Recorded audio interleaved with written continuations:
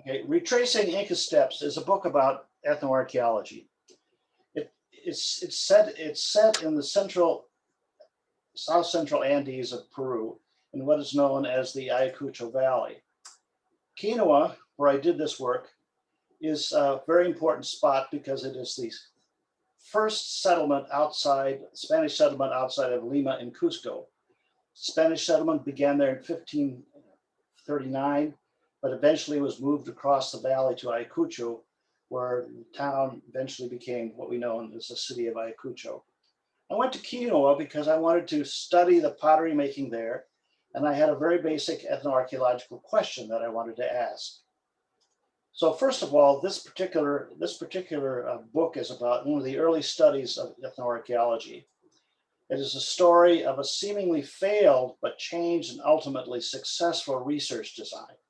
Why do I say that? Is because I went to study pottery making in Quinoa in the rainy season, and they were not making pottery. And so I had to salvage my study by a change research design. But ultimately it was successful, and that is laid out in the book.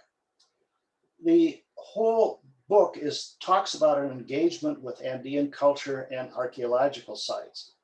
Andean drinking is a very important part of that culture. And one of the things that's important about the archaeological sites is that this area, in fact, the site of the city of Huari, just down the slope from Quinoa, is the capital of a large pre-Incaic empire that ruled Peru from roughly 8 to 1100 AD. After the fall of Huari, there was a movement to the tops of mountains. And so the site of Wilca here, located on the upper right portion of the screen. My next slide will be a picture that'll be taken from that particular vantage point. So this particular point right here will be the place from which the next slide will be taken. So it's an engagement with Andean culture and archaeological sites. And it also documents the physical, intellectual, and health challenges of engagement with a high altitude culture. There were a tremendous amount of challenges for doing participant observation in the Andes, not the least of which existed in the village of Quinoa, where I was living and working. So now we're moving across the valley. And so the central ethnoarchaeological question that I wanted to ask is, does the contemporary ceramics of Quinoa, Peru reflect its culture history? So there's Quinoa. The point of view from the previous slide was located just above the village on the slope of those mountains. So this is a Quinoa potter down here. So one of the questions was, does this modern pottery making reflect at all the influence of the potters of the ancient Huari capital located down the slope? After the fall of Huari, the Chancas seem to have dominated the area, and they lived on the top of mountains, one of which I am standing at the moment. After the Chancas, the Incas conquered the area. Does anything in modern Quinoa pottery reflect Inca influence? But one of the things that the Incas did is they resettled the Indians from a town called Acos, southeast of Cusco, which is approximately 200 kilometers away. They did this throughout the Andes in a way to pacify newly conquered areas. Does the pottery reflect the Spanish colonial period? I've already said that this Quinoa was the site of the earliest Spanish settlement in Peru outside of Lima and Cusco. And then finally, does it reflect the influence of modern independent Peru? Not only was the Ayacucho Valley important in terms of the prehistory of Peru, but and the establishment of the first Spanish settlement in Peru outside of Lima and Cusco, but it was also the site of the Battle of Ayacucho, which finally broke the power of Spanish influence in South America. And it was after that, in 1824 following, that the countries in South America declared their independence. Is there any way that the pottery of Quinoa reflects that particular influence? Well, one of the things that I wanted to find out after I discovered from my professor at the time that quinoa was the area in which the Acos Indians, southeast of Cusco, were transported across some 200 kilometers to pacify the area of quinoa. So I wanted to retrace the steps of the Inca and to find out if Acos had any influence that I could find that could be related to quinoa pottery. So I made the journey. It took about 5 days. This is not, I did not walk on the Inca trails, or did I walk, but this is all with modern transportation. It still took 5 days.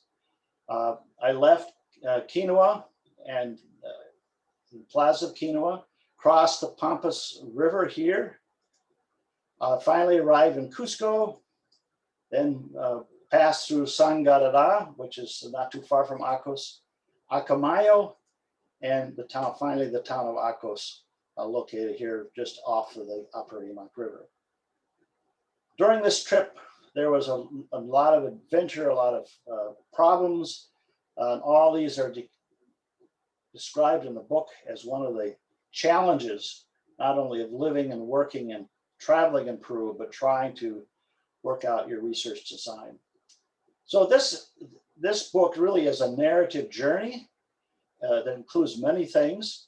First of all, it discusses many aspects of traditional culture, Andean culture, and at least for the past, the ancient past, as well as the modern past up until relatively recently, llamas were very important as beasts of burden for supplying armies and also for transporting goods between remote portions of the Andes.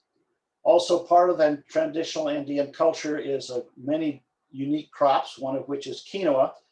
Wasn't when this journey was made and this study was done more than 50 years ago, no one had ever heard of quinoa, but you can go into any grocery store today and buy quinoa bread, quinoa cereal, even quinoa health food bars. But quinoa is a uniquely Andean grain, and here we see a woman who is in the process of harvesting. Another one of the unique contributions of Peru to modern cuisine is the potato. The potato is native to the Andes. In this particular case, the variety of potatoes that are very bitter, that can't be eaten by themselves, are processed into making a kind of freeze-dried potato, and then can be stored indefinitely. So here's a woman near the town of Sangarada squeezing out the moisture from the bitter potatoes and then preparing them to be dried. And then there's the coca leaf. And of course, we're all familiar with cocaine, but the cocaine comes, of course, from the coca leaf. And the coca leaf has been a very important part of Peruvian culture for many, many, many hundreds of years. And then Peruvian music, which is very unique. It has a very unique scale. And at least for me, every time I hear it, brings back wonderful memories of the montane vistas and people dressed in their festive shawls and ponchos, as we see here. Also, the book also introduces Peruvian history and prehistory. It covers briefly the empires of Wari in the area, a little bit of Inca history, Chanca, a little bit about the Chancas, and then also surveys Andean environment and ecology.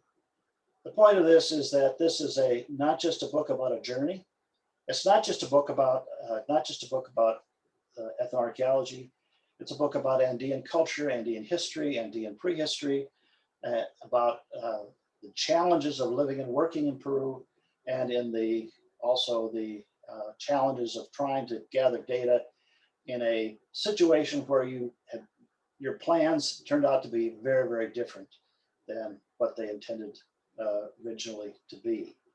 What's interesting about this is that this is a book, not just a book for students, although it should primarily be a book for students, graduate students, and those who want to learn about Peru, but it's written in a way that I think it'll also appeal as a trade book to popular readers who are interested in Peru and want to learn more about it.